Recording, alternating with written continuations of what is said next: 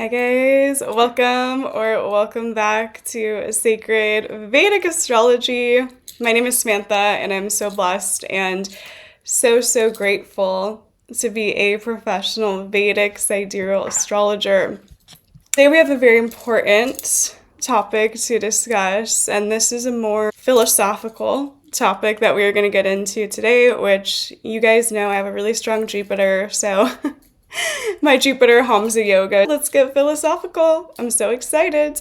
And what we are going to discuss today is the power of following your own unique individualistic path and purpose and dharma in this lifetime. It's so important. It's so important. All right. And I actually want to start this video off with a quote that comes from the Bhagavad Gita. And this is a really powerful quote. So this is a quote that I come back to and really ground back on very often because I just find so much truth, and it's really this like simplistic but powerful quote.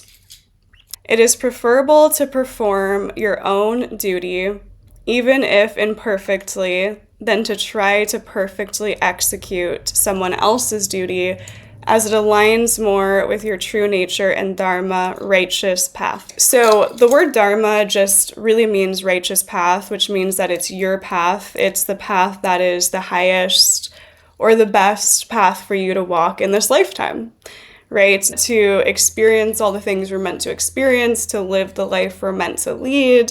I truly think our dharma is just to be authentic and be ourselves and live an authentic life. That's what I see dharma as, right? Showing up authentically. It's not so much about necessarily connecting it to a career, to a business.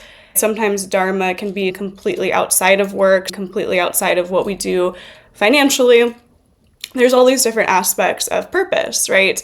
And the beauty of Vedic astrology is it is streamlining us to this place where we can very easily understand and grasp why we're here, why we chose to come back here. We had some sort of karmic cycles that we're here to work through again, right? And how we can really embody our true dharma. And we see all of that through the Vedic astrological chart, best believe it.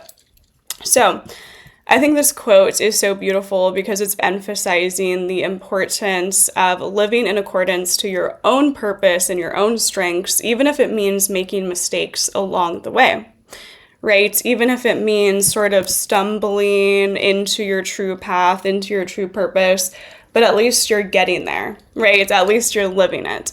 So a good example of this is, let's say someone has a more artistic or creative chart where it's really lit up in their fifth house. They have exalted planets in their fifth house, exalted planets in their third house.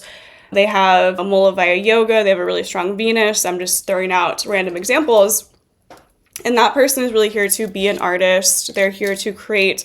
They're here to use their artistic talent in this lifetime. You know, that's part of their dharma. That's a part of their purpose. That's a part of their righteous path, right? And if that person tried to force themselves or squeeze themselves into some sort of other path, like, okay, well, maybe I'll become a lawyer, right? Just random example, but let's just say that they're like, oh, I'm going to, become a lawyer. I'm going to go to law school. And their chart is like screaming towards the arts. It's screaming towards creativity. It's screaming towards a more non-traditional path. It's not that they can't become a lawyer. It's more so when they go the other path, there's going to be this sense of not following that true dharma or purpose, and it can start feeling really draining, or it can start to feel like things are out of alignment in someone's life, right?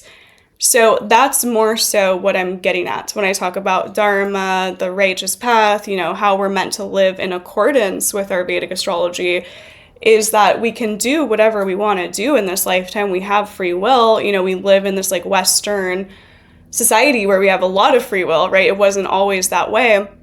And Vedic astrology is coming from a more ancient place where they didn't have that free will. They lived in these different caste systems, and it wasn't so much of that ability to like move within fate and move within destiny, right? So there's more of this like predetermined sense of fate in a lot of ancient Vedic astrology, right? Because that's just the culture and the society that they were existing in at that time, right? So now we're shifting over to modern society, and, we're doing this practice, or I'm doing this practice in the Western world, even though I have clients from India. We're living in this different time period, right, where we have a lot of that free will, we have a lot of that ability to make our own conscious choices and decisions within the astrological climate, right?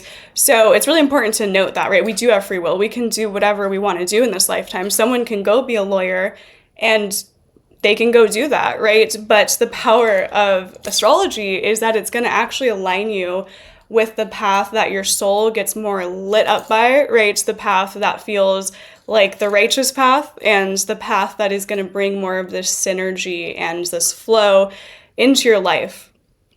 All right. So the reason I love that quote so much and why it's so perfectly connected to Vedic astrology is because even when you're walking your path and you're walking it imperfectly and you're making mistakes along the way, and maybe you're fumbling along the way, stumbling along the way, I can share some personal anecdotes about my own experience, walking my path and stumbling and fumbling many times on the way. At least you're doing your path, and you're not doing the path of what your parents want you to do. You're not doing the path of what some friend, what some partner, some past relationship wants you to do. It goes on, right? There's so many scenarios in this lifetime where it's very easy to fall into someone else's path and fall into a path that someone else has tried to push us into, even though our soul is like screaming at us, like, this isn't what I want to do. This doesn't feel right. This doesn't feel aligned, right? And there are some Vedic astrological charts where people are more naturally in tune with their own sense of Dharma and their own sense of their own unique path, right? So it's complex, right? There's a lot of complexity to it. Some people are more naturally inclined to follow their own path and not be scared and not have all these fears. And then there's other charts where really they need that push to go there, right? And so what I love about astrology is there's this validation of your path, of your Dharma, of your purpose, what you're meant to do, who you're here to become, what you're meant to work through, the karmic cycles you're meant to heal. And there's so much validation in that when I'm like speaking to clients and I tell them things and they're like, I've always felt that and I've always wanted to do that, but I've always been scared to go in that direction, or, I can't do that because of this or because of this. And so there's also these like self-limiting blocks and fears that come up when we are trying to pursue our own Dharma and purpose, right? There's going to be a lot of those like karmic or cosmic tests along the way to see if you actually really want to step into it, right? It kind of reminds me right now, I'm thinking about the book, The Alchemist, which is one of my favorite books. And funny story about that, I actually was volunteering once at this bookstore in New York a while back, and I was dating this guy who was a poet, and he was always telling me, like, you have to get this book, The Alchemist, you have to read this book, The Alchemist. And I was volunteering at this bookstore randomly, and I looked down. I'm not kidding, guys. This is so weird. I looked down, and The Alchemist was sitting there at this like random bookstore, and I was like, oh, well, there's that book, right? But I'm like, I can't take that book. Like, I'm just volunteering at this place. It's not like I can go buy that book. And at the end of the shift, the guy who's running the program, he tells us, he's like, and everyone can get one free book to take. And I'm like, you're joking. You are joking. So I got The Alchemist for free after finding it at a random bookstore on the ground. As I'm speaking about this, the book, The Alchemist, is like coming to me in my mind because it's reminding me of that energy of like when you are following this path, when you are following your true purpose and you are going towards that soul fulfillment, there's still challenges along the way. There's still karmic tests. There's still lessons. But because it's your path and because you are walking it and because it is your own unique dharmic karmic path, you're going to feel a lot of fulfillment on that path while you're having the weird stuff happen, while you're having the mishaps, while you're having the weird cosmic tests. Do you really want this? All of that sort of stuff, right? You're going to still feel that fulfillment as you're going through it. And it's just going to feel like this aligned sort of universal co-creation is how I see it. Like when you're walking your true path and your true purpose, you feel like you're co-creating with the universe. You don't feel like you're creating against what you're meant to do. You feel like you're kind of in connection with each other. Like you feel like you're working with the universe. You're not working against it. And you feel that as you're walking your path and your purpose and your dharma in this lifetime. You feel that energy of co-creation, right? Because you see synchronicities along the path. You see signs, you see omens. Weird things happen that like push you into that path, right? It's always going to be like that when something is in your dharma and your purpose and in your true path. There's going to be synchronicities, there's going to be omens, there's going to be weird signs, right? The reason that quote from the Bhagavad Gita is so important and why it's so important in connection to astrology is because it doesn't mean that when you are walking your path and you're going through it and you're, living out what your chart is really like open for you to live out in this lifetime, it does not mean that it's going to be a walk in the park, right? Like I speak on my personal experience when I started my business years ago, and I didn't know how to run a business. I didn't know how to do so many things, right? Because I had never like seen anyone who had a business, especially a spiritual business, especially as like a healer and an astrologer. I never knew anyone who was doing that, right? So as I was walking that path, there were so many things I had to learn along the way that were not like natural to me. It didn't naturally make sense to me, right? There would be all these weird things about like taxes and opening an LLC. And like when I started my business, everyone was telling me, open an LLC, you should get an LLC. And I did, and then it was just not the right thing. And there's a lot of aspects to this. I had a teacher who became obsessed with me and threatened to sue me because I unfollowed her on Instagram. Like I've had some strange experiences on this path, let me tell you.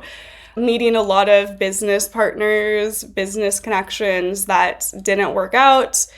I've had so many, like, let's say, imperfect steps along the way, right? If we take this back to the Bhagavad Gita, like I was performing my duty. I was performing it imperfectly at many points, but it was my path, it was my duty, it was my dharma, so it was still really fulfilling. Like I would laugh at those times where things were, maybe not in the moment.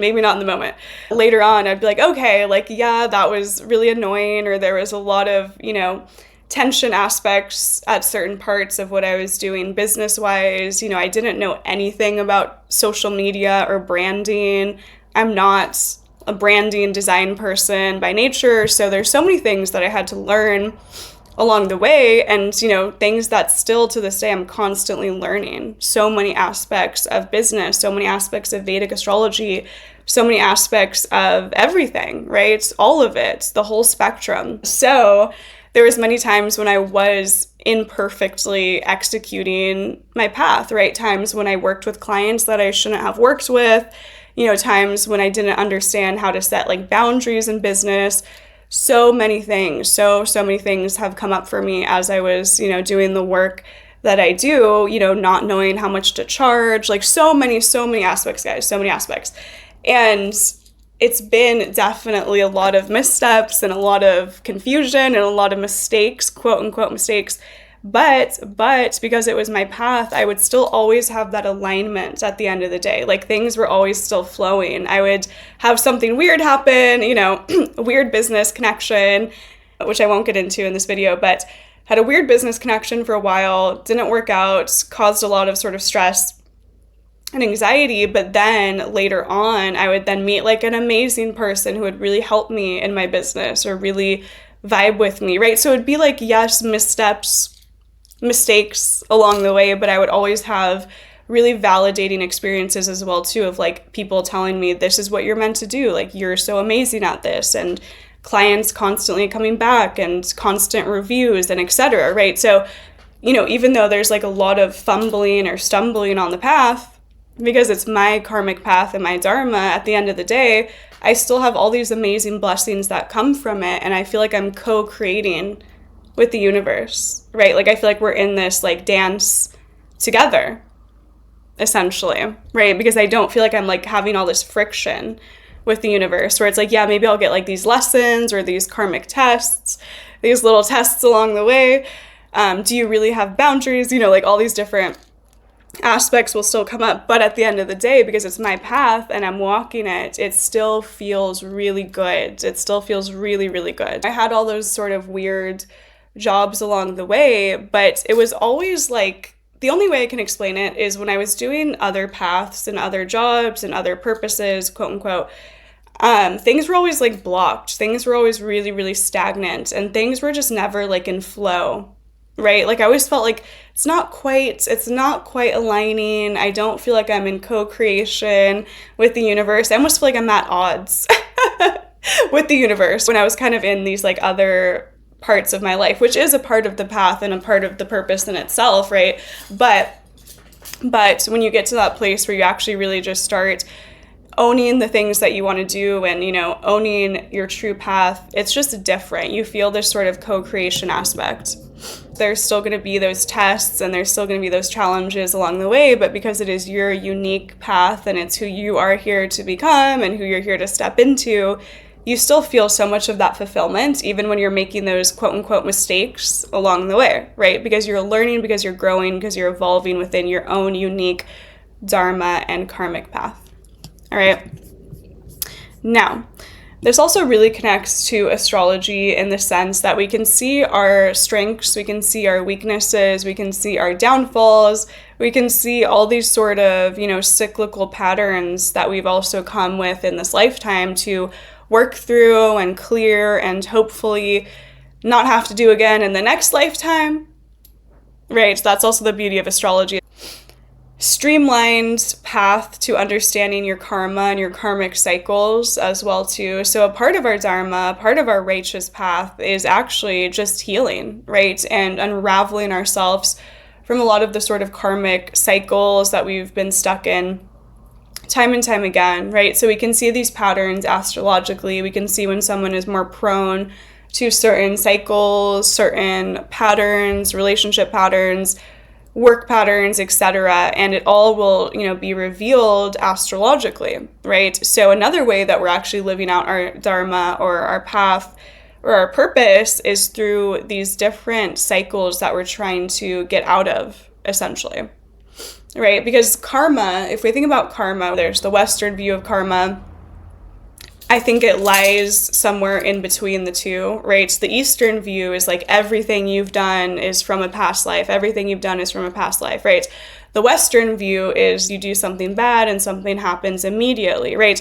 There's the Eastern perspective and there's the Western perspective. I think it lies somewhere in between, where I think we do have a lot of karma that we have accumulated from previous incarnations, past lives, which we can see astrologically, but then we have the karma that we are living out in this moment, right?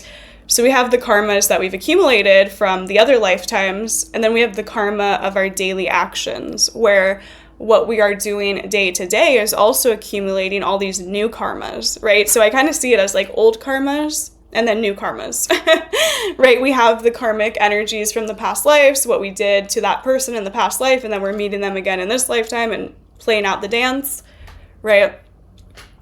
But then we have the current daily karmas, which is how we're treating people in this day-to-day reality, right? Which is how much are we showing up and being of service, right? Which is how do we live our life on a day-to-day basis? That's the daily karma that we're accumulating in this current incarnation. Are we treating people well, treating them with respect, or are we going about our life doing the opposite, because that's accumulating a lot of current karma, right? So there's the past life karma, there's the previous karma, and then there's the current karmas. And both things are true, both things are existing at the same time, right? They're kind of coexisting. So see how there's like the Eastern perspective and the Western perspective. I think that it's somewhere in between. All right. So astrology is also going to show us how we are living out our karma, right? And how we can clear and work through a lot of our karma as well too. For example, the Rahu Ketu axis in Vedic astrology is the karmic axis point of the chart. Rahu is showing us what we're trying to learn, what we're trying to evolve into, what we're trying to go towards, where our soul is going to get lit up in this lifetime, right? Ketu is like this void. It's like this past life energy that we've already mastered. It's a sort of been there, done that type of energy. But also we're trying to find some sort of equilibrium or some sort of balance between both, right? And so clearing our karma or working through that karmic energy is actually trying to not swing too far to Rahu, not too far to Ketu, right? They kind of like to work together, all right? And we can actually clear a lot of our karma by just understanding our Rahu Ketu placement and figuring out like what our soul is trying to learn in this lifetime. All right, it's really, really important. So astrologically, we're seeing our karma, we're seeing our dharma, we're seeing our purpose, we're seeing our strengths, our weaknesses, and it's really giving us this clear path of how to work with all of our natural energy and our gifts and our abilities and live our life authentically. All right, I truly believe that stepping into your dharma is just as simple. It's just as simple as living your life very authentically, being the person that you need to become, right? Following your own path and not following the path of others, right? I think it's really that simplistic, all right? And not getting stuck in the same cycles that we've done 10 lifetimes ago. And some of us, again, it's different astrologically. If someone has a more moksha heavy chart, they're going to naturally understand their past lives. They're naturally going to understand, you know, the things that they've come here to learn and work through and evolve beyond.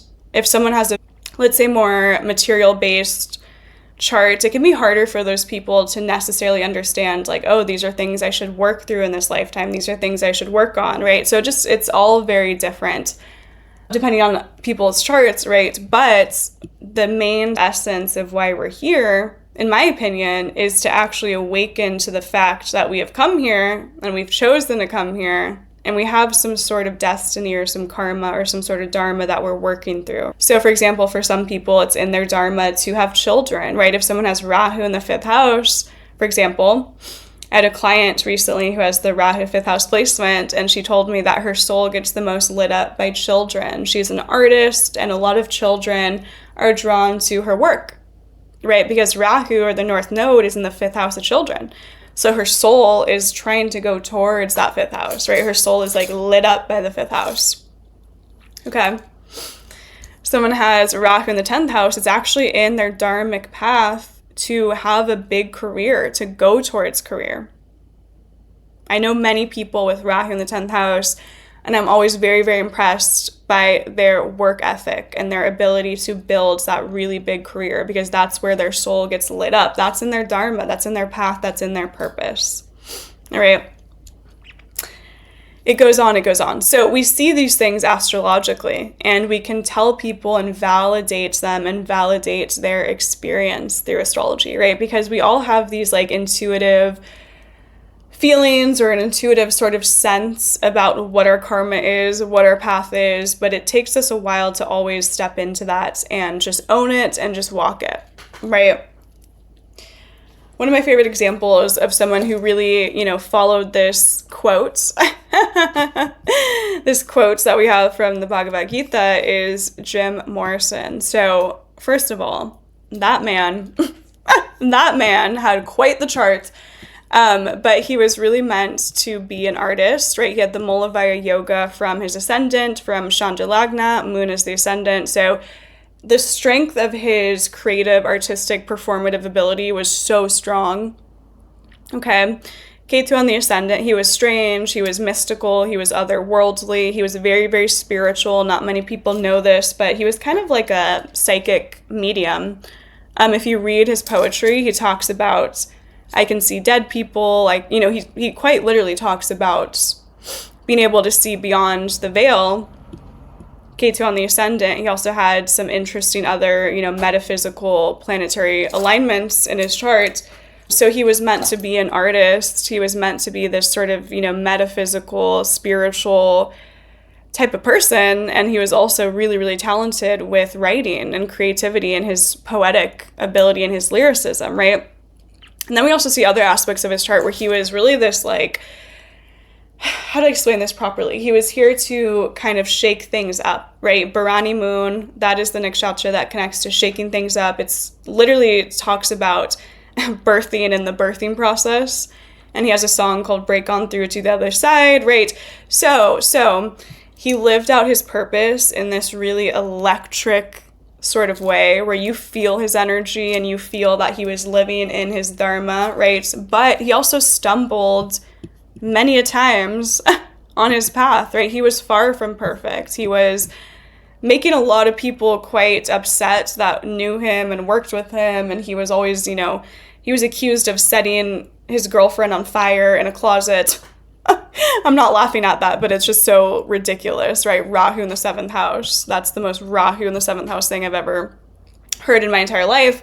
So he was, walking his path and he was walking in his dharma, but he was also making a lot of missteps along the way, right? He was not perfect.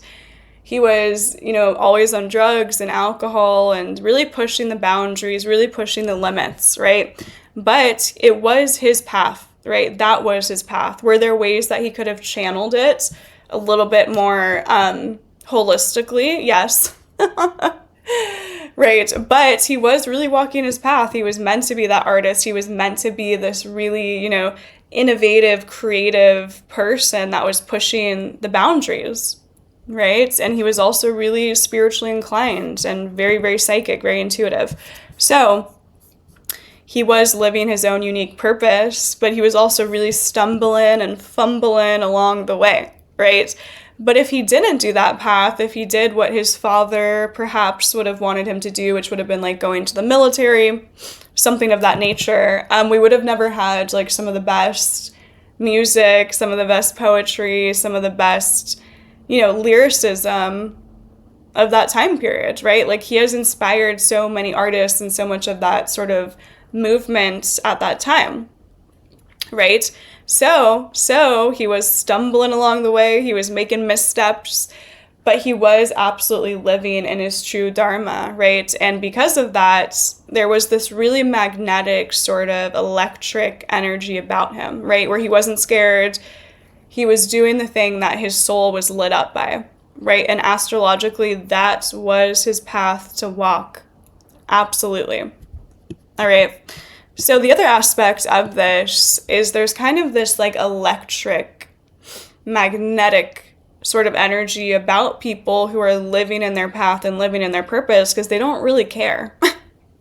They don't really care what's going on outside of it, right? There's not this sense of like, oh my God, what does this person think? Oh my God, when you're really in that path and you're in that purpose, it doesn't matter. Like it truly doesn't, because you just know that it's so aligned to your soul, right?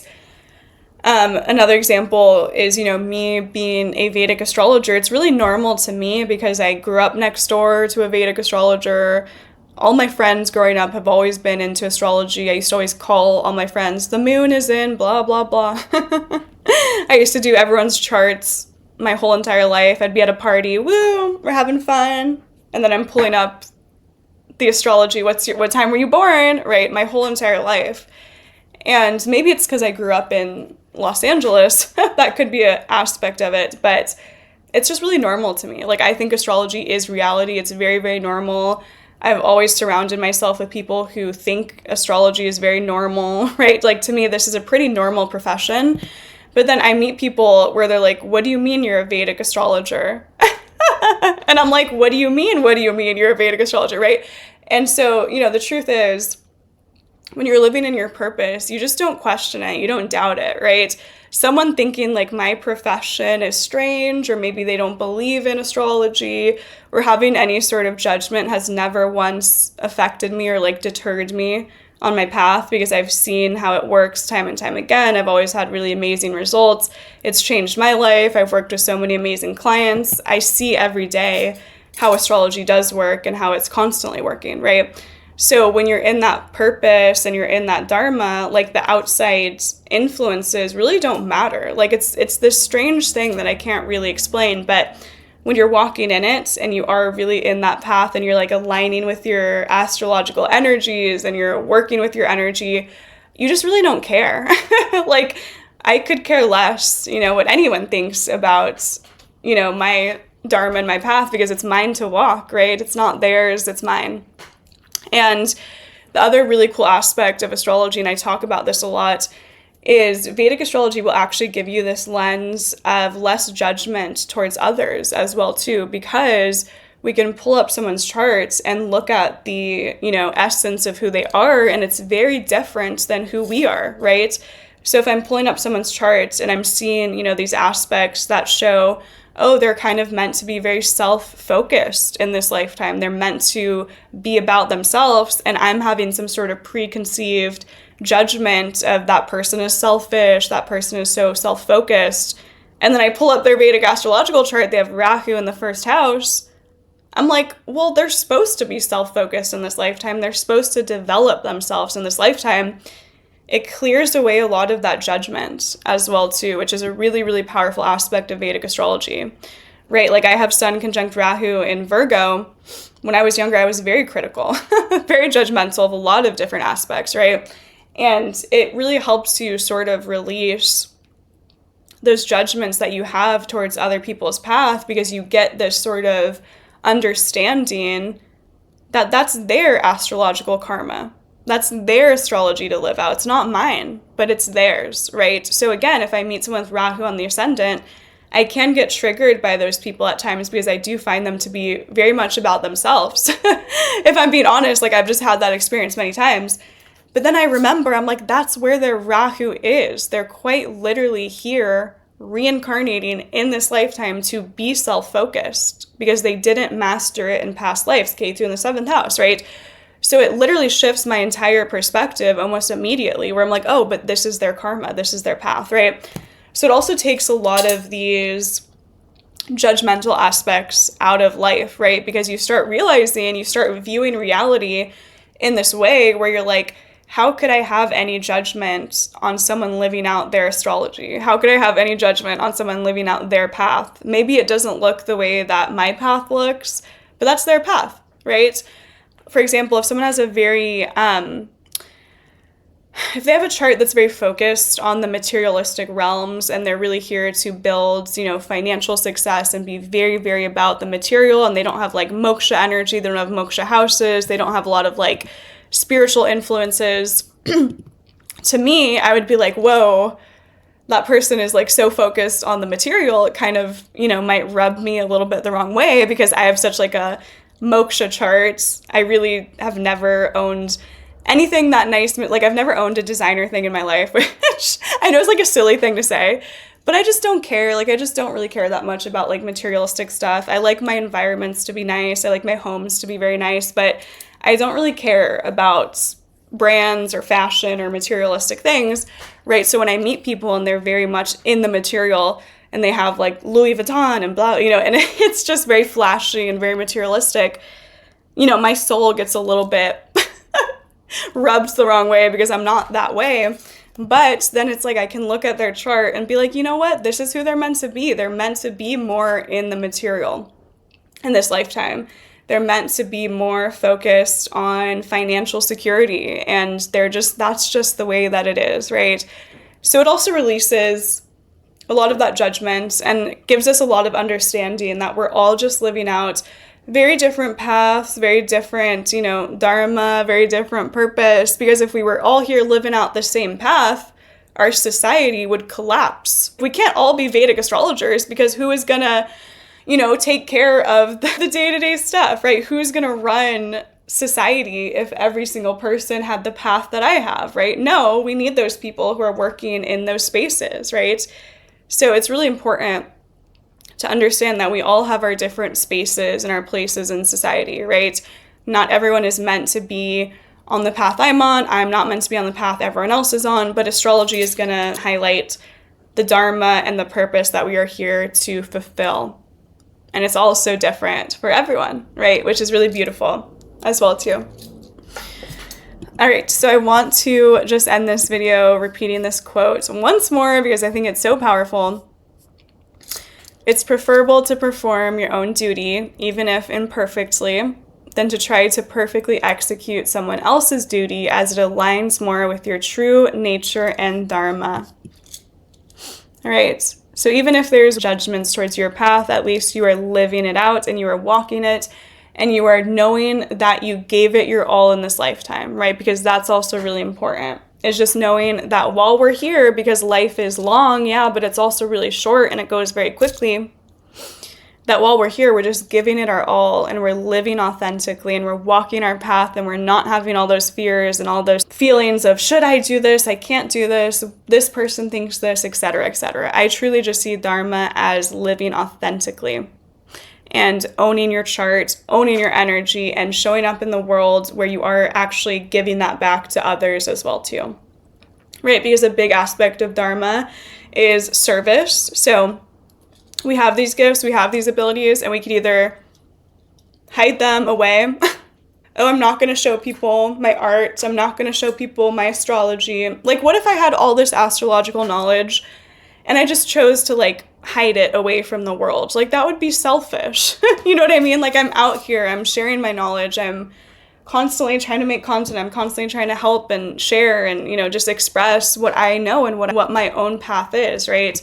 Because to hold on to it is also selfish in this interesting way as well too. So we have our Dharma, we have our purpose, you know, walk it, own it, express it, live in it, and then also give it to the world. Give your gifts away. Give it all away to the world, right? So I hope you guys enjoyed this video about understanding your Dharma through Vedic astrology and how powerful it is. It's really, really powerful. And you feel that difference when you are living in alignment with yourself astrologically. I know, because I've lived personal experience where I was out of whack with my Dharma, out of whack with my chart, out of whack, and it was not flowing. Again, I really feel like there's this co-creation that happens when we are living in alignment with our purpose and with our Vedic astrological chart. You just feel it. You're like, things are flowing, things are making sense, things are synchronistic. All right, I hope you guys enjoyed. Let me know down below what you feel like your Dharma or your purpose is, if you've kind of connected that. Do you feel like you haven't gotten there yet? Because I promise you, Vedic astrology is such a powerful tool for unraveling that purpose. It actually, maybe I'll make a video on this down the line, but my whole entire life changed when I started really understanding my Vedic astrology chart. Like, my entire life shifted, where I used to be someone who was not co-creating with the universe. My life was very messy for a long time, right? Which is a story for a different time. It's a long story. That's a long one. Yeah, I had so many points of life where things were very, very unaligned and very messy, and nothing was going well. Nothing was really like happening or aligning. And when I started really connecting to like truly how I can embody my path and my purpose, everything really did change for me. So it's a really, really, really powerful tool, really powerful modality. I believe so strongly that every single person in their lifetime needs to at least get one astrology reading, because you need to understand your innate energy, your innate gifts, your innate Dharma and purpose and path. It's so important and it's so powerful. All right, we'll talk soon. I'm sending all the love. Bye, guys.